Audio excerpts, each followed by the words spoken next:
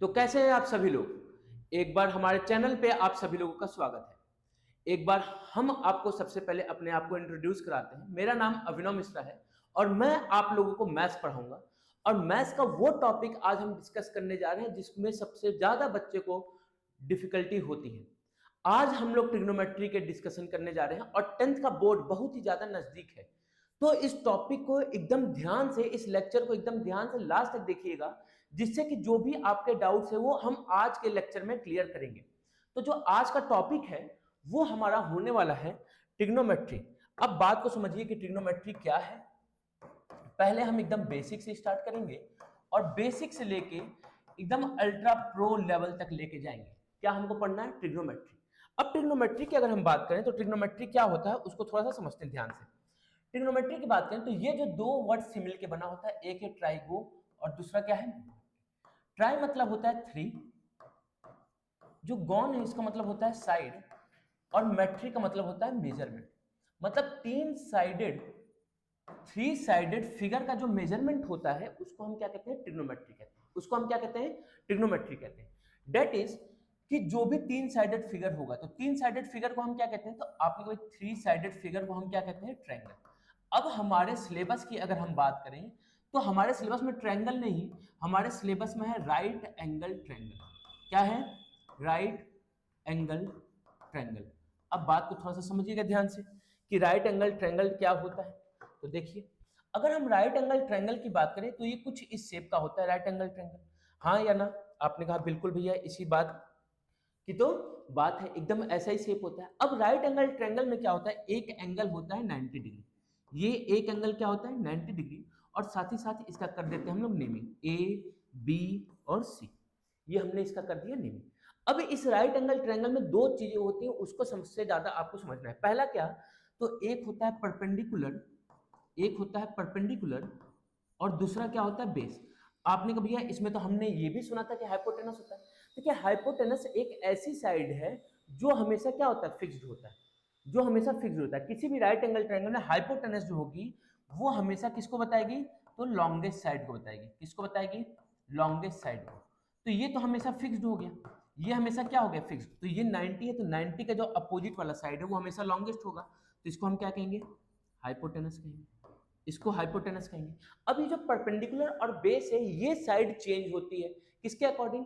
तो according to the angle, कि हम एंगल किसको कंसीडर कर रहे हैं उसके अकॉर्डिंग ये क्या होती है? चेंज होती है। ठीक है, उसके अकॉर्डिंग क्या होती है? चेंज। मान लीजिए कि अगर आपने यहां पे अपने एंगल को एजम्पशन लिया कि ये हमारा एंगल है थीटा, ये हमारा एंगल क्या है? थीटा। तो ये एंगल बना कैसे है ये समझिए। तो बात को पहले कि ये एंगल बना कैसे है। आपने कहा कि भैया हमने यहाँ पे इसको रखा और इसको ऐसे उठाया होगा, इंक्लाइन किया होगा। मतलब इस साइड को हमने क्या किया? ऐसे उठा के इंक्लाइन किया। तो ये हमारा क्या हो गया? जिस पे हमने रखा था ये वाली साइड, ये साइड क्या था? तो हमारा initial side, that is base. तो इसको हम क्या कहते हैं? बेस।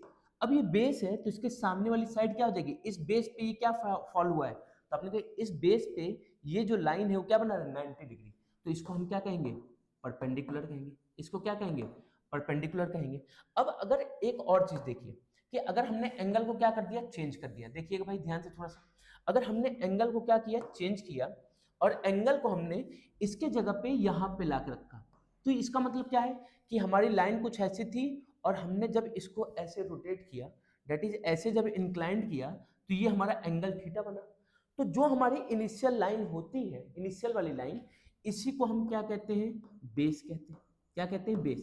अब इस बेस पे ये जो लाइन है वो क्या कर रही है? परपेंडिकुलर बना रही है। क्या बना रही है? परपेंडिकुलर। तो इस लाइन को हम क्या कहेंगे? परपेंडिकुलर। भैया ये लाइन कौन सी हो जाएगी? तो ये फिर से हाइपोटेनस होगी। तो हमने क्या कहा कि हमारा हाइपोटेनस क्या हो गया? सेम हो गया। अब ये जो बेसिक चीजें थी वो आपने समझ ली कि ट्रिग्नोमेट्री में हमको क्या करना है। अब हम बात करते हैं नेक्स्ट चीज की, जो हमारा सबसे ज्यादा इंपॉर्टेंट है, टी रेशियोज के बारे में। टी रेशियोज क्या क्या होते हैं? तो आपने कहा भैया अगर हम बात करें सबसे पहले रेशियो के बारे में, तो रेशियो क्या होता है उसको समझें। रेशियो जो होता है वो होता है comparison of two quantity. Comparison of two quantity. और वो क्वांटिटी कैसी होनी चाहिए? तो सेम यूनिट की होनी चाहिए। क्वांटिटी कैसी होनी चाहिए? तो सेम यूनिट की होनी चाहिए। ये कौन कहता है? रेशियो। तो कंपैरिजन हमारा करता है किसका? टू क्वांटिटी का। ठीक है, टू क्वांटिटी का, जो कि क्या होनी चाहिए? सेम यूनिट की होनी चाहिए। सेम यूनिट की होनी चाहिए। तो मैं जल्दी जल्दी इसलिए कर रहा हूँ जिससे कि सारी चीजें आप लोग को एक बार रिकॉल हो और जो हमारा मेन टॉपिक है उस पर हम पहुंचे। तो हमारे पास कितने टी रेशियोज हैं? तीन। तीन मेन जो है कौन कौन से हैं? एक है साइन, फिर दूसरा क्या है कोसाइन, और फिर क्या है टेंजेंट। अब जो बाकी के जो तीन टी रेशियोज होते हैं वो इनके रेसिप्रोकल होते हैं। क्या होते हैं? इनके रेसिप्रोकल। तो क्या होता है हमारा कोटेंजेंट, कोटेंजेंट, फिर सेकेंड, और फिर क्या होता है कोसेकेंट। अब इसी को हम लोग किससे रिप्रेजेंट करते हैं? तो साइन, कॉस, टेन, कॉट, सेक और कॉसेक। अब ये किस पे ऑपरेट होता है? तो ये हमारे जो टी रेशियोज होते हैं ये एक ऑपरेटर होते हैं। ऑपरेटर मतलब कि जैसे प्लस, माइनस, मल्टीप्लाई, डिवाइड, ये हमारे क्या होते हैं? ऑपरेटर। ऑपरेटर को कोई ना कोई नंबर चाहिए या कोई वैल्यू चाहिए जिसपे ये ऑपरेट हो सकते हैं। जैसे मान लीजिए कि आपको अगर घर बनाना है तो घर हवा में नहीं बनेगा, कहाँ बनेगा? जमीन पे। तो आपको पहले जमीन चाहिए, तब आपका क्या बनेगा? घर बनेगा। तो उसी तरीके से जो ऑपरेटर है ये हवा में काम नहीं करेंगे, इनके लिए कुछ चाहिए। क्या चाहिए? तो ये एंगल पे ऑपरेट होते हैं। किस पे ऑपरेट होते हैं? एंगल पे। तो sine theta, cos theta, tan theta, cot theta, sec theta और ये। अब मेन आते हैं कि भैया ये होते क्या है, इनका रेशियो क्या होता है, तो उसको थोड़ा सा ध्यान से समझिएगा। इनका जो रेशियो होता है तो साइन थीटा जो होता है परपेंडिकुलर अपॉन हाइपोटेनस। डायरेक्ट में लिख रहा हूं क्योंकि ये सारी चीजें आपको पता होंगी। कॉस क्या होता है? तो base upon hypotenuse. Tan theta क्या होता है? तो टेन थीटा होता है perpendicular upon base. Cot theta, cot जो होता है टेन का उल्टा। उल्टा मतलब रेसिप्रोकल। रेसिप्रोकल मतलब कि जो न्यूमरेटर होगा वो डिनोमिनेटर में चला जाएगा और जो डिनोमिनेटर होगा वो न्यूमरेटर में आ जाएगा। तो आपने कोई कॉट थीटा क्या हो जाएगा? बी बाई पी हो जाएगा। सेक थीटा क्या होगा? तो सेक कॉस का रेसिप्रोकल होता है, that is hypotenuse by base हो जाएगा। और कॉसेक थीटा क्या होगा? तो आपने कहा कि साइन का रेसिप्रोकल। साइन का रेसिप्रोकल क्या हो जाएगा? तो हाइपोटेनस अपॉन पी। आपने कहा ये तो ठीक है लेकिन इसको याद करने में दिक्कत होती है। तो आपने बहुत जगह सुना होगा पंडित बद्री प्रसाद हर हर बोले, पाकिस्तान भूखा प्यासा, हिंदुस्तान हरा भरा। क्या मतलब है? P B P B H H. अब जो हमने पुराने कॉन्सेप्ट से पढ़े हैं चीजों को उसको थोड़ा सा हटाते हैं। आजकल क्या हो गया है, हर जगह जाम लगता है, हर जगह रस लगता है। और फिर क्या होगा? तो जब जाम लगता है तो आप क्या बजाएंगे? गाड़ी का हॉर्न बजाएंगे। और गाड़ी का हॉर्न कैसे बजता है भैया? गाड़ी का हॉर्न कैसे बजता है? तो आपने कहा पीबी। गाड़ी का हॉर्न कैसे बजा? पीबी। फिर गाड़ी का हॉर्न कैसे बजा? पीबी। और जब दो बार हॉर्न बजाने के बाद सामने वाला नहीं हटेगा तो क्या करेंगे आप? हट हट। फिर आपको बोलना पड़ता है कि हट हट। तो पीबी पीबी हट हट, पीबी पीबी हट हट। अब इससे फायदा क्या हुआ? इससे आपने जो आपका रेशियो था उसको आपने बना लिया। क्या? तो P बाई एच हमारा क्या हो गया? साइन थीटा हो गया। B बाई एच क्या हो गया? कॉस थीटा हो गया। और P बाई बी क्या हो गया? टेन थीटा हो गया। और इसी का रेसिप्रोकल तो B by P cot theta हो जाएगा, H by B sec theta हो जाएगा, H by P cosec theta हो जाएगा। तो ये आपने सारी चीजों को समझ लिया। अब इन चीजों को समझा तो इससे रिलेटेड क्वेश्चन क्या बनते हैं उसको समझिएगा। इससे रिलेटेड क्वेश्चन ये बनेगा कि कोई भी एक पर्टिकुलर टी रेशियोज आपको गिवन कर देगा और वहां से बाकी टी रेशियोज की वैल्यू को फाइंड करना होगा। फॉर एग्जाम्पल में समझिए, जैसे मान लीजिए मैंने कहा कि जो टेन थीटा है वो 3/4 है, बाकी के टी रेशियोज को आपको फाइंड करना है। बोर्ड का सबसे पहला पूछा जाने वाला क्वेश्चन यही है। बोर्ड में जो सबसे पहले क्वेश्चन पूछा जाएगा वो यही पूछा जाएगा। इससे रिलेटेड क्वेश्चन कंफर्म है बोर्ड में आना ही आना है, चाहे वो 1 मार्क्स में है चाहे वो 2 मार्क्स में है। तो टेन थीटा क्या है? अगर 3/4 है तो आपने कहा टेन थीटा होता क्या है? तो टेन थीटा हमारा रेशियो है। किसका रेशियो है? तो आपने कहा टेन थीटा जो है वो रेशियो है किसका? PB. PB perpendicular upon base, perpendicular upon base. और हमको पता है कि अगर दो रेशियो किसी गिवन रेशियो के इक्वल होते हैं तो हम p को क्या लिख सकते हैं? तो आपने p को हम लोग लिख सकते हैं 3x, और b के सामने क्या लिखा है? 4, तो इसको लिख लेते हैं 4x। भी ये x कहाँ से आया? ये x कहाँ से आया? तो x हम इसलिए लिखते हैं कि जो कॉमन मल्टीपल होते हैं तो रेशियो हमेशा सिंपलेस्ट फॉर्म में लिखा जाता है। अब जो उसमें कॉमन मल्टीपल होते हैं वो कैंसिल आउट हो जाते हैं। तो कैंसिल आउट हो जाने के कारण जब हम उसको इक्वालिटी में लाएंगे तो उसी कॉमन मल्टीपल को हम क्या कर देते हैं? मल्टीप्लाई कर देते हैं। तो p हो गया 3x, b क्या हो गया हमारा? 4x। अब अगर पीबी हमको निकल गया तो यहाँ से सबसे पहला काम आपका होना चाहिए हाइपोटेनस को फाइंड करना। और आपने भी हाइपोटेनस होता क्या है? तो हाइपोटेनस को निकालना सबको पता है क्या होता है कि एच स्क्वायर जो होता है वो हमारा P square plus B square होता है। तो पी स्क्वायर 3x का स्क्वायर कितना हो जाएगा? 9x square plus B square मतलब 4x मतलब 16x स्क्वायर हो गया। तो कितना हो जाएगा? 25x square. ये किसकी वैल्यू है? एच स्क्वायर की। तो एच की वैल्यू क्या आ जाएगी? Plus minus 5। अब प्लस माइनस 5x, अब बच्चे यहाँ पे बस प्लस लिखता है, माइनस नहीं लिखता है। बच्चा माइनस भी लिखना है, बट माइनस हम कंसीडर इसलिए नहीं करते हैं क्योंकि h क्या है, हाइपोटेनस, और हाइपोटेनस एक लेंथ है, तो लेंथ कभी भी नेगेटिव नहीं होती है, तो h की वैल्यू क्या हो गई, 5x हो गई। अब यहाँ से आपको जो भी टी रेशियोज फाइंड करना है उसको हम फाइंड करेंगे, तो चलिए यहीं पे लगे हाथ में फाइंड कर लेते हैं। साइन थीटा क्या है, p बाई एच, p की वैल्यू कितनी है, तो आपने कहा 3x है, और h की वैल्यू अभी आपने फाइंड किया क्या है, 5x है, x से x कैंसिल, क्या हो गया 3/5। b बाई एच की बात करें तो b कितना है, तो 4x है, और h की बात करें तो h कितना है, 5x, x से x कैंसिल तो कितना हो गया 4/5। अब इस तरीके से आप सारे टी रेशियोज की वैल्यू को क्या कर सकते हैं, फाइंड कर सकते हैं। अब अगर ये आपने सीख लिया तो चलिए अब कुछ जोरदार से क्वेश्चंस को कर लेते हैं जो कि एनसीईआरटी के कुछ इंपॉर्टेंट क्वेश्चंस हैं। याद रखिएगा एनसीईआरटी बोर्ड है, और आप एनसीईआरटी को अगर भूल रहे हैं तो बहुत बड़ी गलती कर रहे हैं। एनसीईआरटी को बिल्कुल मत भूलिएगा भैया, ठीक है, एनसीईआरटी को बिल्कुल नहीं भूलना है। एनसीईआरटी आपको सबसे पहले सॉल्व करना, उसके बाद पीवाईक्यूज को सॉल्व कीजिएगा। तो चलिए जल्दी से हम कुछ क्वेश्चंस देखते हैं जो बेहतरीन बोर्ड के फेवरेट क्वेश्चंस हैं, ठीक है, बोर्ड के जो फेवरेट क्वेश्चंस हैं उनको हम लोग देखते हैं। ये लीजिए हमने ऐड कर दिया, और ऐड करके हम लोग इसको कर लेते हैं जरा सा नेक्स्ट पेज पे। होप सो कि आप लोग को दिख रहा होगा, ठीक है, होप सो कि आप लोग को दिख रहा होगा, ठीक है। तो इसको हटा के हम लोग दूसरे पेज को ज्वाइन करते हैं, ठीक है।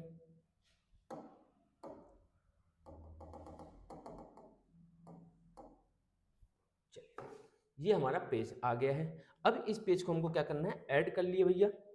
अब ऐड करने के बाद इसके हम लोग कुछ शानदार से क्वेश्चंस को लगाते हैं जैसा कि आप लोग देख रहे होंगे, ठीक है। चलिए अब अगर हम बात करें तो इस पेज पे क्वेश्चंस को देखिए। सबसे पहला जो क्वेश्चन है वो देखिए क्या बोला है कि किसी भी राइट एंगल ट्रायंगल में जो AB है वो 24 है और BC क्या है 7 है। बी पे राइट एंगल ट्रायंगल आपको गिवन है, बी पे क्या गिवन है, राइट एंगल ट्रायंगल गिवन है। तो आपने का सबसे पहला काम क्या होगा, तो हम राइट एंगल ट्रायंगल को बनाते हैं। तो ये हमारा बन गया राइट एंगल ट्रायंगल, ये हमारा बन गया राइट एंगल ट्रायंगल, कोई दिक्कत की बात नहीं। किस पे है, बी पे 90 डिग्री है, तो आपने कहा बी पे 90 डिग्री बना लिया। अब दिक्कत ये आती है कि ए और सी कहाँ लिखे, कोई दिक्कत की बात नहीं, जहां आपका मन वहां लिख लीजिए। ए यहाँ माने यहाँ लिखिए, सी यहाँ माने यहाँ लिखिए, जहां आपका मन वहां लिख सकते हैं। अब गिवन क्या है उसको देखिए, तो ए बी हमको 24 गिवन है, ए बी कितना गिवन है 24, और बी सी हमको क्या गिवन है 7 गिवन है। आपने कहा ए बी गिवन है, बी सी गिवन है, अगर ए सी मिल जाए तो काम बन जाएगा। तो ए सी कहाँ से मिलेगा, पाइथागोरस से। पाइथागोरस साहब क्या कहेंगे कि 24 स्क्वायर प्लस 7 स्क्वायर का अंडर रूट। डायरेक्ट करना, सॉल्व कीजिए, है ना भैया, डायरेक्ट अब कीजिए जल्दी जल्दी। तो क्या हो जाएगा, ये हो जाएगा 625। 625 किसका होता है, तो 25 का। आपको 25 तक के स्क्वायर्स और 10 तक के क्यूब याद होने चाहिए, जिससे कि आपका कैलकुलेशन क्या हो जाए, इजी। आपको माइंड में नहीं चलेगा भैया हम तो निकाल लेंगे, भैया निकाल लेंगे, लेकिन बोर्ड में इतना टाइम नहीं रहेगा कि आप हर क्वेश्चन को सॉल्व करें। तो कुछ चीजें आपको पहले से याद रखनी चाहिए, जिससे कि कैलकुलेशन आपका क्या हो, कैलकुलेशन स्पीड तेज हो जाए, इंक्रीज हो जाए। सारी चीज नहीं, बट कुछ चीजें तो याद कर लीजिए। तो इसको समझ लिया आप लोग। अब यहाँ पे हमको फाइंड क्या करना है, तो साइन ए कॉस ए, क्या फाइंड करना है हमको, साइन ए। तो आपने भैया ए कहाँ पे है, ये है, तो इसके रिस्पेक्ट में हमको फाइंड करना है, तो इसको हमने क्या ले लिया, थीटा। अब इसके रिस्पेक्ट में अगर हम बात करें तो आपको साइन ए फाइंड करना है, तो साइन ए के सामने वाली साइड क्या हो जाएगी, परपेंडिकुलर। जैसे मैंने क्या कहा, एंगल के सामने वाली साइड क्या हो जाएगी, परपेंडिकुलर, और जो इसके बगल में है वो बेस, और हाइपोटेनस हमेशा क्या रहेगी, सेम। तो साइन ए क्या हो जाएगा, परपेंडिकुलर अपॉन हाइपोटेनस होता है। परपेंडिकुलर की वैल्यू कितनी है, BC, और हाइपोटेनस की वैल्यू कितनी है, तो आपने कहा भैया AC है। BC कितना है, तो आपने कहा 7 है, और AC अभी आपने फाइंड किया क्या है 25। सेम एज इट इज आपको किसकी वैल्यू फाइंड करनी है, cos A की भी वैल्यू फाइंड करनी है। cos A की वैल्यू क्या होती है, तो cos A की वैल्यू आपने कहा B/H होती है, B/H होती है। B की वैल्यू कितनी है, तो आपने कहा B मतलब बेस, बेस कितना है, AB होगा, बेस कितना होगा AB, और हाइपोटेनस तो सेम रहेगा। AB क्या है, तो आपने कहा 24/25। तो ये आपने वैल्यू को क्या कर लिया, फाइंड कर लिया। कैसे, सिंपल से कॉन्सेप्ट से। अब ये बेसिक का सबसे फेवरेट क्वेश्चन है, अगर बेसिक मैथ्स जिन्होंने लिया तो उसका सबसे फेवरेट क्वेश्चन है, और स्टैंडर्ड वालों में 1 मार्क्स में ये क्वेश्चन बनता है। तो समझना है चीजों को, कभी कभी विदाउट पेन यूज किए भी हमको कैलकुलेशन को करना है, कि कैसे हम कैलकुलेशन को कर सकते हैं बिना पेन का यूज किए भी। तो चलिए एक और इंपॉर्टेंट क्वेश्चन देखते हैं इस चैप्टर का। इस चैप्टर का अगर ये क्वेश्चन की हम बात करें, क्वेश्चन नंबर 4, क्वेश्चन नंबर 4 आप टिक कर लीजिए। पहले कुछ क्वेश्चंस टिक करवा दे रहा हूं मैं आपके बोर्ड के लिए इंपॉर्टेंट, उसको टिक कर लीजिएगा। Question number 4, question number 7, question number 8। ये अगर आपने 3 क्वेश्चन की प्रैक्टिस कर ली, ठीक है, क्वेश्चन नंबर 4th 7th और 8th, तो इस टॉपिक से आपको कोई भी दिक्कत नहीं होगा, कोई भी दिक्कत नहीं होगा। तो चलिए चीजों को देखते हैं फिर से हम, ठीक है, चीजों को क्या करते हैं देखते हैं भाई, ये पीछे ही पेज पे चले जाए। अब अगर यहाँ पे हम बात करें, यहाँ पे अगर हम बात करें तो आपने कहा कि भैया क्वेश्चन नंबर 4th में क्या बोला है, तो 15 cot a is equal to 8, 15 cot a is equal to 8। बच्चे सबसे पहले यहीं पे कंफ्यूज जाते हैं, भैया यहाँ से cot a तो हमको गिवन नहीं, भैया यहाँ से 15 मल्टीप्लाई में है ना, तो इधर जाएगा तो किस में चला जाएगा, डिवाइड में, तो यहाँ से cot a की वैल्यू कितनी आ जाएगी, 8/15। cot a की वैल्यू कितनी आ जाएगी, 8/15। अच्छा cot a किसका रेशियो होता है, तो फिर से याद कीजिए, pb pb हट हट, pb pb हट हट, तो pb pb, और जब नीचे आए तब cot मिलता है, तो b से p, तो b/p क्या बन गया, तो आपने कहा भैया b/p हो गया। b की वैल्यू कितनी है 8 और p की वैल्यू कितनी है 15। अब 15 और 8 से हमको क्या बनाना है h, तो h हमारा क्या होगा, इन दोनों के स्क्वायर का सम, तो 15 का स्क्वायर देखिए, अब विदाउट पेन यूज किए, 15 का स्क्वायर 225 और 8 का स्क्वायर 64, 225 और 64 289, 289 किसका स्क्वायर रूट होता है, किसका स्क्वायर होता है, तो आपने कहा 17 का, तो h की वैल्यू क्या आ गई, तो आपने कहा h की वैल्यू आ गई 17। समझ में आ रही चीजें। अब ये कैसे होगा, जब आपको 25 तक का स्क्वायर याद होगा, तो 25 तक का स्क्वायर याद होगा, तो भैया उससे ज्यादा स्क्वायर आ गए तो अभी देखिए उसको भी चुटकियों में निकालना सिखाते हैं, ठीक है, चुटकियों में निकालना सिखाते हैं कि स्क्वायर को हम कैसे निकालते हैं, ठीक है, ठीक है, स्क्वायर को निकालना हम चुटकियों में सिखाते हैं। अब स्क्वायर को निकालने के लिए ट्रिक समझिए, पहले हम सीखते हैं 5 वाले नंबर्स, ठीक है, वंस डिजिट पे अगर 5 है, ठीक है, वंस डिजिट पे अगर 5 है तो उसको हम कैसे फाइंड करेंगे उसको सीखें। देखिए मान लीजिए आपके पास कोई नंबर है 15, आपको 15 का स्क्वायर निकालना है, 25 का स्क्वायर निकालना है, 35 का स्क्वायर निकालना है, 45 का स्क्वायर निकालना है, 55 का स्क्वायर निकालना है। अब इसको एकदम ध्यान से समझिएगा, और ये कॉन्सेप्ट आपने समझा तो मान लीजिए आपका कैलकुलेशन काफी ज्यादा आसान। 15 का स्क्वायर शांति से देखिए, 5 लिखा है, 5 का स्क्वायर कितना होता है, तो आपने कहा 25, और 1 लिखा है, 1 के बाद नंबर कौन सा आता है, तो 1 के बाद आता है 2, तो 1 इंटू 2, 1 के बाद कौन आता है, तो 2, तो 1 इंटू 2 क्या हो जाएगा, 225 हो जाएगा। अगर यहाँ पे बात करें तो 5 का स्क्वायर कितना होता है, तो आपने कहा 25, 2 के बाद कौन आता है, तो आपने कहा 2 के बाद आता है 3, 2 के बाद कौन आता है 3, तो 2 3 जा 6 हो गया। सिंपल कॉन्सेप्ट, 5 है, 5 का स्क्वायर कितना होता है 25, 3 लिखा है, 3 के बाद कौन आता है 4, 3 के बाद कौन आता है, तो आपने कहा 4, 12 25 हो गया। 45, 5 का स्क्वायर कितना होता है 25, 4 के बाद कौन आता है, तो आपने कहा 4 के बाद आता है 20, 4 के बाद क्या आता है, 4 के बाद आता है 5, 4 5 जा 20 हो गया। 5 लिखा है, 5 का स्क्वायर 25, और 5 के बाद कौन आता है 6, तो 5 6 जा 30 हो गया। तो अगर ये कॉन्सेप्ट आपको समझ में आया हो तो 3 क्वेश्चंस मैं दे रहा हूं जिसका आपको आंसर कमेंट सेक्शन में मेंशन करना है। कमेंट में लिखिएगा 65 का स्क्वायर क्या होगा, 75 का स्क्वायर क्या होगा, और 115 का स्क्वायर क्या होगा। सेम कॉन्सेप्ट पे तीनों को करना है, आपको कमेंट सेक्शन में मेंशन कीजिएगा, ठीक है। तो चलिए अब हम आते हैं अपने मेन क्वेश्चन पे। तो आपने कॉट, हमने b की वैल्यू, p की वैल्यू और h की वैल्यू को फाइंड कर लिया। अब हमको क्या फाइंड करना है, तो साइन a और सेक a की वैल्यू फाइंड करनी है। किसकी वैल्यू फाइंड करनी है, तो आपने कहा भैया साइन a और सेक a की वैल्यू। साइन a क्या होता है, तो आपने sine a perpendicular upon hypotenuse होता है। परपेंडिकुलर कितना है, तो आपने परपेंडिकुलर है 15 और हाइपोटेनस कितना है 70। उड़ा दिया क्वेश्चन को। सेक ए, आपने कहा सेक ए क्या होता है, तो सेक ए हमारा होता है हाइपोटेनस बाई बेस। हाइपोटेनस कितना है 17 और बेस कितना है 8। देखिए क्वेश्चन को क्या किया हमने, उड़ा दिया। तो हमको सिर्फ क्वेश्चन करना नहीं है, क्वेश्चन को उड़ाना भी सीखना है कि हम बोर्ड में कैसे जल्दी से क्वेश्चन को क्या करें, कंप्लीट करें। तो होप सो कि आपको समझ में आया होगा। अब अगर इस क्वेश्चन की बात करें, 7th क्वेश्चन बहुत ही ज्यादा बेहतरीन है। क्या है क्वेश्चन 7th, बहुत ही ज्यादा बेहतरीन सा क्वेश्चन है। अब इस क्वेश्चन को देखते हैं कि हम इस क्वेश्चन को कैसे करेंगे, ठीक है।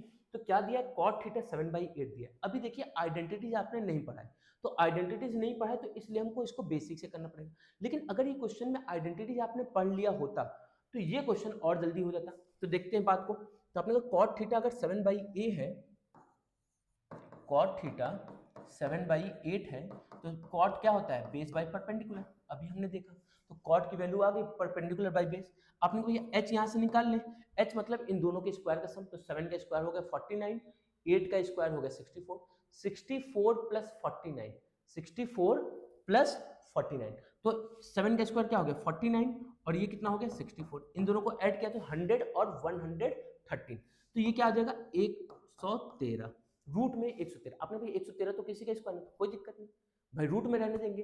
अब जब रूट में आ रहा है तो रूट में रहने देंगे। हमको किसकी वैल्यू फाइंड करनी है 1 plus sine theta 1 minus sine theta. 1 plus sine theta की वैल्यू कितनी होती है, तो आपके पास साइन थीटा होता है परपेंडिकुलर बाई हाइपोटेनस।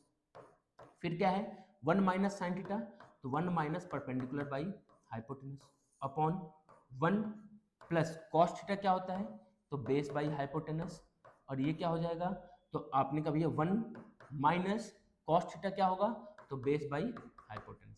अब बात को समझिएगा। अब कुछ बच्चे क्या होंगे ना, अब कुछ बच्चे जैसे ये देखे सारे वैल्यू को पुट करेंगे और सॉल्व करना शुरू करेंगे। नहीं भैया, बात को समझिए, आपने कहा भैया h यहाँ पे, तो ये h इससे आके मल्टीप्लाई हो जाएगा, तो क्या हो जाएगा h plus P whole by h, और यहाँ पे h है तो ये इससे आके मल्टीप्लाई हो जाएगा, तो h minus P whole by h। नीचे आपने कहा भैया h यहाँ पे है तो इससे मल्टीप्लाई होगा, तो h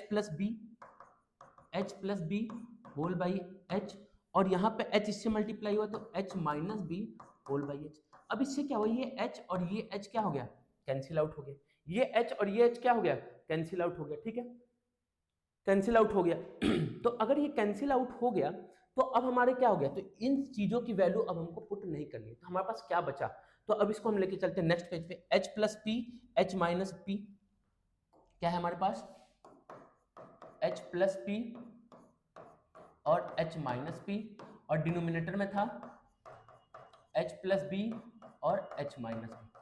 अब आपने ये तो a plus B A minus B लिखा हुआ है, और ये भी a plus B A minus B लिखा हुआ है, तो क्या हो जाएगा ये, तो आपने कहा ये तो हो जाएगा H square minus P square, और ये हो जाएगा H square minus B square. अब देखिए चीजें कितने आसान हो गई, 4 बार वैल्यूज को पुट करते, 4 बार सॉल्व करते, उसको हमने डायरेक्ट वैल्यू में कन्वर्ट कर लिया। अब इसको सॉल्व करना ज्यादा आसान है, कैसे, तो आपने भी अगर यहाँ पे देखे तो h की वैल्यू कितनी है, रूट में है, रूट का स्क्वायर करना है, आसान हो गया। उसके बाद p की वैल्यू कितनी है 8 है, और b की वैल्यू कितनी है 7 है, तो आपने कहा भैया अब तो चीजें आसान हो गई। h की वैल्यू हमारी कितनी है, तो आपने कहा रूट 113 है, p की वैल्यू कितनी है 8 और b की वैल्यू कितनी है 7। भैया आपने पहले बताया था कि 7x और 8x लेंगे, बिल्कुल बच्चा इसको 7x 8x ही लिखना है, बट हम जब रेशियो को सॉल्व करेंगे तो x क्या आ जाएगा कैंसिल आउट, तो समझने के लिए आप लेके रख लीजिए, बट ये एमसीक्यूज में आएगा तो जल्दी जल्दी करने के लिए हम क्या करें x को भी हटा देंगे। तो h क्या है, रूट है, तो इसका स्क्वायर कितना हो जाएगा 113x स्क्वायर, माइनस p की वैल्यू 8x है तो कितना हो जाएगा 64x स्क्वायर, अपॉन h की वैल्यू फिर से 113x स्क्वायर, माइनस b की वैल्यू तो 49x स्क्वायर। आपने कहा कि भैया अब तो इसको हम लोग क्या कर लेंगे, धड़क्के से सॉल्व करेंगे, तो धड़क्के से सॉल्व कर लीजिए। 113 में से 64 गया तो 113 में से 64 गया तो 49x स्क्वायर हो गया, और 113 में से 49 गया तो 64x। भैया आपने इतना तेज कैलकुलेशन कैसे किया, भैया मैंने कैलकुलेशन किया ही नहीं, मैंने तो कैलकुलेशन किया ही नहीं, हमको पता है कि 49 और 64 मिलके 113 आया था, 49 और 64 मिलके 113 आया था, तो जब 113 में से 64 माइनस करेंगे तो 49 ही आएगा, और 113 में से 49 माइनस करेंगे तो 64 आएगा। समझ में आया, तो कभी कभी अपने दिमाग का भी यूज करना है, मतलब जो चीजें आप सॉल्व करें उसको अपने दिमाग में रख के चलना है कि हमने क्या किया तो क्या हमको मिला।